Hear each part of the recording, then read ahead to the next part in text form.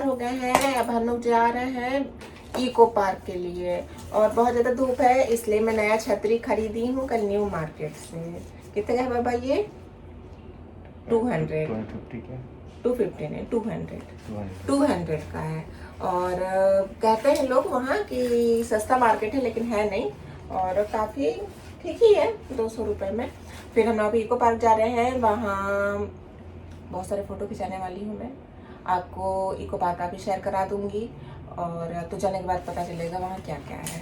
Okay, मिलते हैं eco park में। अपनी मंजिल की ओर गेट हो गया लॉक, अब हम चलते हैं।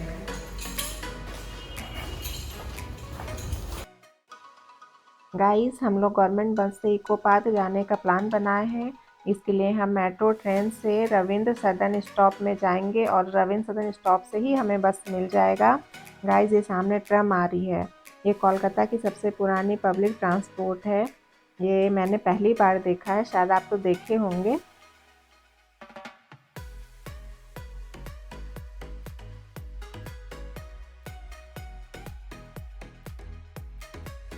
ये हम बस में बैठ चुके हैं और ये सामने विश्व बांग्ला गेट है। गाइस, गवर्नमेंट बस से न्यू टाउन जाने के लिए बहुत ही ज़्यादा समय लगता है और जो भी टूरिस्ट होंगे उनको बस लेने में काफ़ी दिक्कतें भी होंगी। हम लोग तो आधे पौन घंटे के बाद बस मिली हमें और हम बस में थोड़ा ज़्यादा ही झिला चुके हैं और लेकिन पैसे थोड़े कम लगते हैं इसलिए हम लोग वो बस का सफ़र करना ज़्यादा उचित समझें। गाइस, अगर कभी आपको कोलकाता घूमने का अगर आपका प्लान बनता है तो प्लीज़ गर्मी या फिर रेनी सीज़न में ना आए क्योंकि काफ़ी दिक्कतें होती हैं। हम लोग तो खैर आ गए हैं तो अब तो घूम के ही जाएंगे।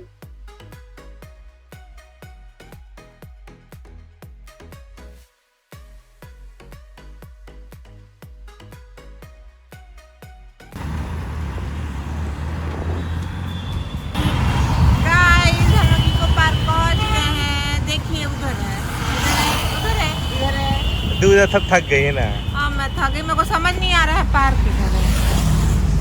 बस पहुंच गए। प्रकृति तीर्थावन।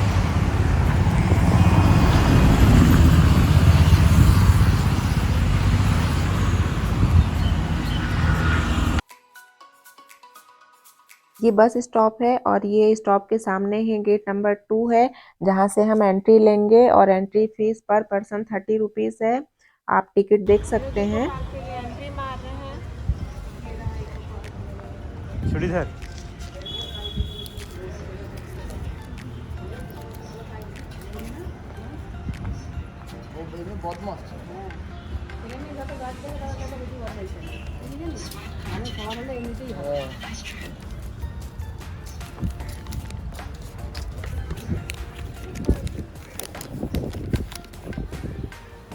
यस।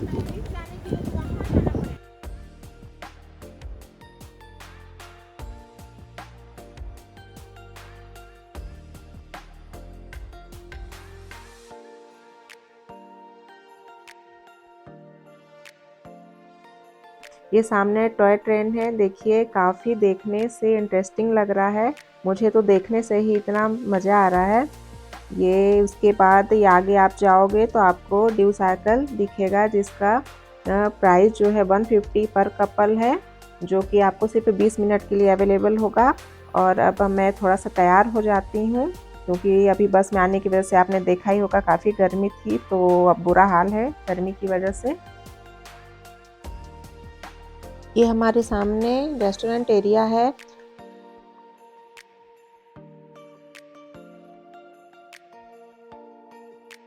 और चलिए मैं आपको पार्क का व्यू दिखाती हूँ और ये काफ़ी बड़ा तो है ही, साथ में खूबसूरत भी बहुत ज़्यादा है।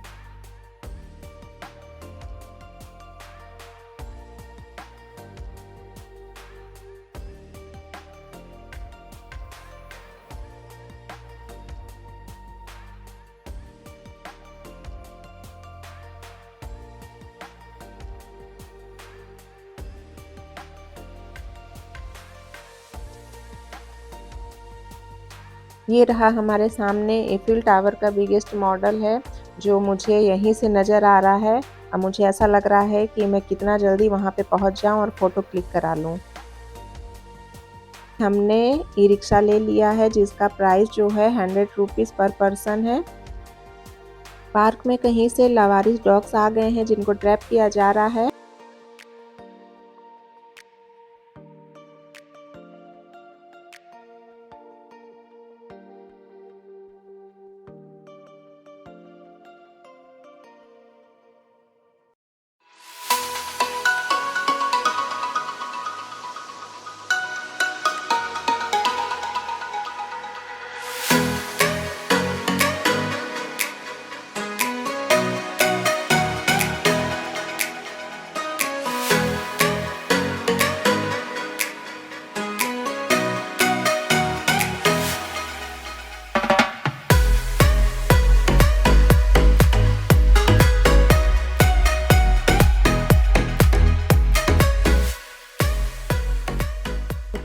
ये सामने आप देख पा रहे होंगे जापानीज फॉरेस्ट है और उसी के थोड़े दूर पे ही ईफिल टावर है जो कि गेट नंबर 1 के एरियाज में आता है। कुछ एंजॉइंग मोमेंट है जो कि हमने आपसे शेयर किया है।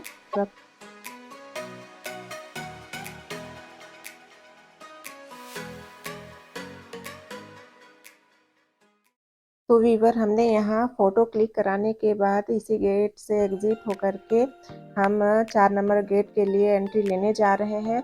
हमें लगा कि सभी गेट एक दूसरे से कनेक्टेड होंगे, लेकिन ऐसा कुछ नहीं है। यहाँ 4 पार्ट में पूरे पार्क को 4 गेट के अकॉर्डिंग डिवाइड कर दिया गया है। और यहाँ आने के बाद यदि हम 7 वंडर नहीं देखे तो क्या देखे, जो कि हमें 4 नंबर गेट के अंदर दिखेगा। ऐसे तो हमने पहले धोखा खा लिया है कि पूरे पार्क का एक ही गेट होगा, लेकिन ऐसा कुछ नहीं है।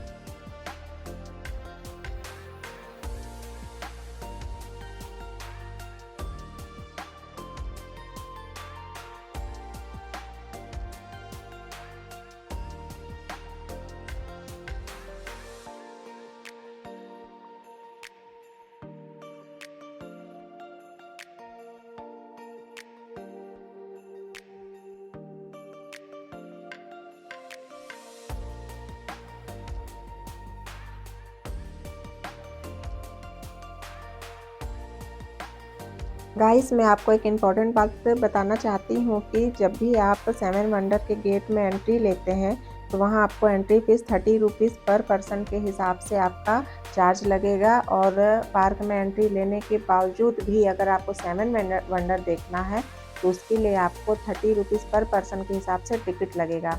और आप यहाँ जब भी आएँ तो 100 रुपये के चेंज लेकर के आएँ, क्योंकि आप 500 के नोट यहाँ पे देंगे तो आपको चेंज नहीं मिलेगा। यहाँ चेंज के लिए काफ़ी दिक्कतें आती हैं। तो चलिए अब हम लोग 7 वंडर में एंट्री लेते हैं।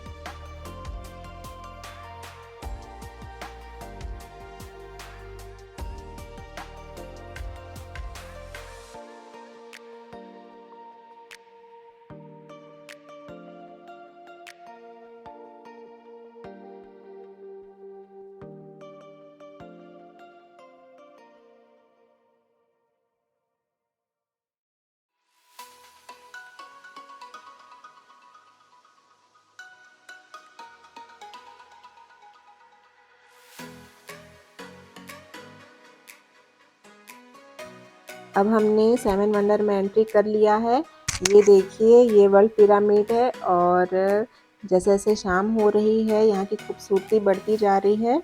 हमने तो सोचा था कि हम शाम हो गया तो शायद फ़ोटो शूट भी नहीं हो पाएगा, वीडियो भी नहीं बन पाएगा, लेकिन ऐसा कुछ नहीं है। यहाँ जैसे जैसे शाम हो रहा है लाइटिंग जल रही है और लाइटिंग की वजह से यहाँ के जो भी अजूबे हैं वो काफ़ी खूबसूरत होते जा रहे हैं। ये देखिए, वर्ल्ड पिरामिड का पार्ट है और हम इधर धीरे धीरे चलेंगे आगे और पूरे एरिया को देखेंगे और मैं आपको 7 अजूबों को दिखाऊंगी। जो दुनिया के 7 अजूबे हैं एक एक करके उनका नाम भी बताऊंगी। और ये काफ़ी एरिया में फैला हुआ है। मुझे तो लग रहा था कि ये बहुत छोटे-छोटे होंगे, लेकिन जब आप सामने आओगे तो आपको पता चलेगा कि ये बहुत ही बड़ा है और सामने से देखने में भी काफ़ी खूबसूरत है। और शाम होते जा रही है, यहाँ की जो क्लोजिंग टाइम है सेवन वंडर एरिया की वो 7:30 है। सो हम लोग को यहाँ से जल्दी निकलना पड़ेगा और समय काफ़ी कम है, तो हमें जितना जल्दी हो सके व्लॉग बनाना है और साथ में मैं फ़ोटोशूट भी कराते जा रही हूँ। तो गाइस आप यहाँ आइएगा तो सेवन वंडर ज़रूर एंजॉय करिएगा। यहाँ काफ़ी कुछ है देखने को और बहुत इंटरेस्टिंग है। ये देखिए लाइटिंग की वजह से ये कैसा दिख रहा है यहाँ पे। ये छोटे-छोटे इधर कुछ और भी कुछ बने हुए हैं स्टैचू जिनका मैं नाम तो नहीं जानती हूँ, लेकिन फिर भी मैं आपको दिखा रही हूँ, आप देख सकते हैं। और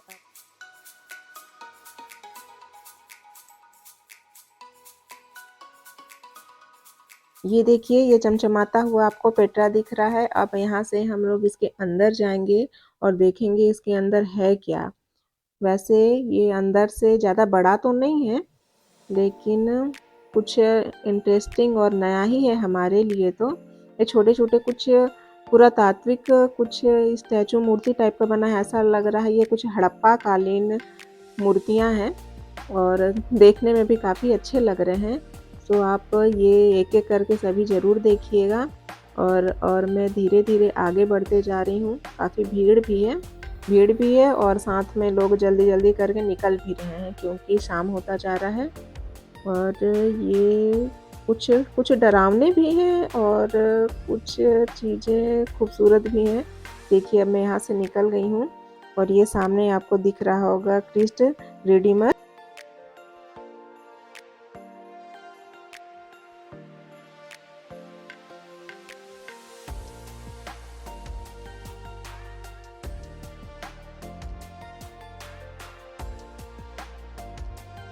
हम यहाँ से धीरे-धीरे आगे बढ़ते हैं और देखते हैं कि हमें अब कौन से अजूबे दिखेंगे।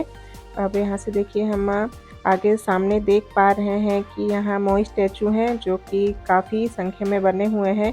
ये देखिए कुछ छोटे हैं, कुछ बड़े हैं और इनको मैं देख पा रही हूँ पास से और आप भी देख लीजिए। ये देखिए फिर हम धीरे-धीरे आगे जा रहे हैं। यहीं से हमें ताजमहल भी दिख रहा है जो कि उसके हम करीब जाएँगे और ताजमहल के जस्ट पीछे वॉल ऑफ चाइना भी दिखेगा आपको। वो भी वहाँ भी आपको लेकर के चलूँगी और दिखाऊँगी उसके अंदर क्या है, वो बाहर से कैसा है। सो चलिए धीरे-धीरे आगे बढ़ते हैं। रात भी हो रहा है, जैसे-जैसे शाम हो रही है यहाँ की खूबसूरती बढ़ती जा रही है।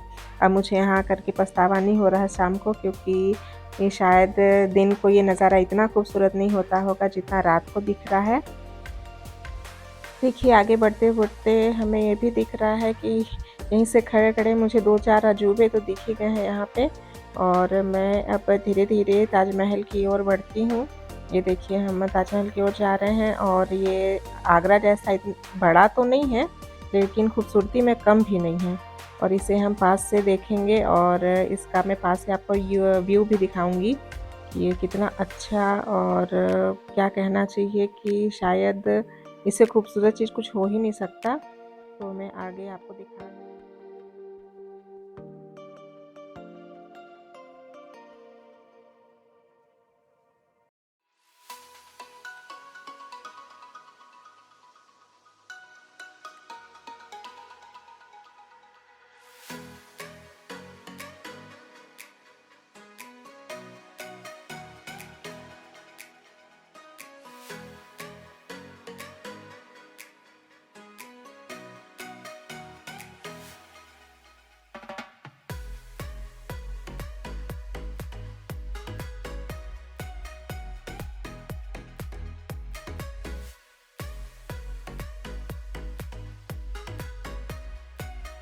अब मैं ताजमहल के ऊपर आ चुकी हूँ और ये तो ऊपर और नज़दीक आने के बाद इसका तो उसका जो खूबसूरती है और भी ज़्यादा बढ़ गया है।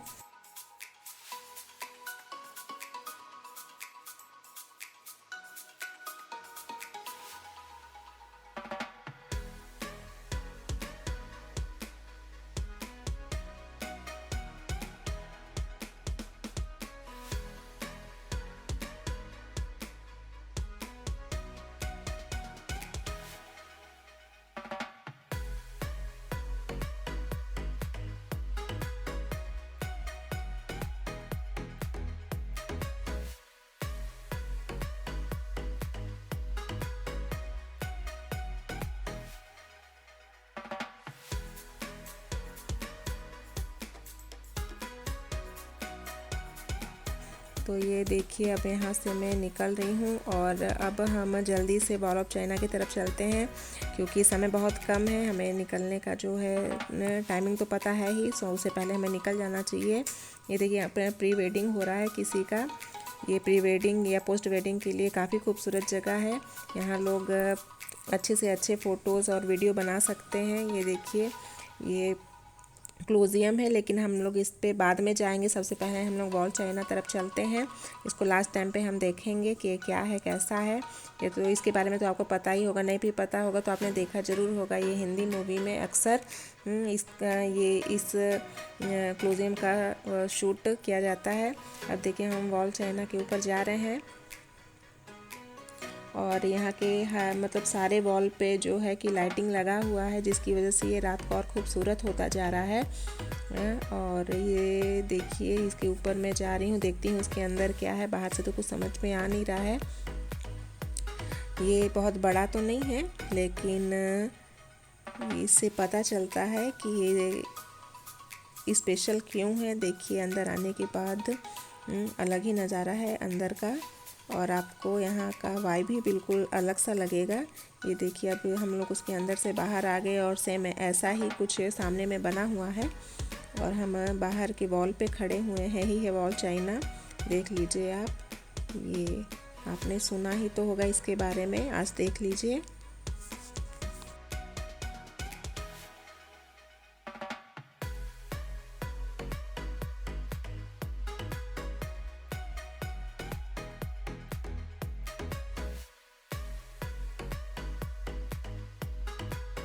अब हम लोग क्लोजियम की तरफ आगे बढ़ रहे हैं। रात होने की वजह से काफ़ी अंधेरा हो चुका है और इसके अंदर का वीडियो तो मैं बना नहीं पा रही हूँ, लेकिन बाहर के वॉल से ही इसको अंदर का नज़ारा मैं आपको दिखाने का कोशिश कर रही हूँ।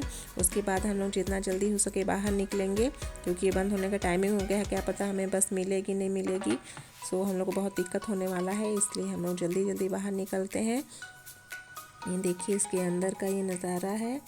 अब हम लोग बाहर आ गए हैं, अब हमें निकलना चाहिए क्योंकि अब सभी कोई निकल चुके हैं और हम ही यहाँ पे दिख रहे हैं लग रहा है। सामने से आपको एग्ज़िट गेट दिख रहा है। हम लोग यहाँ से निकल जाते हैं और बाहर के गेट की ओर निकलते हैं। देखते हैं बाहर यहाँ क्या क्या चीज़ें हैं 7 वंडर के अलावा। अब हमने 7 वंडर तो देख ही लिया है और बाहर का देखते हैं व्यू कि यहाँ क्या क्या है कैसा है।